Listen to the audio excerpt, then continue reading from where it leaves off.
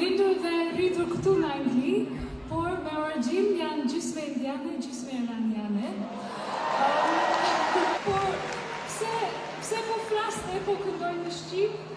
Well, burri im është rritur në Shqipëri. Dhe në fakt,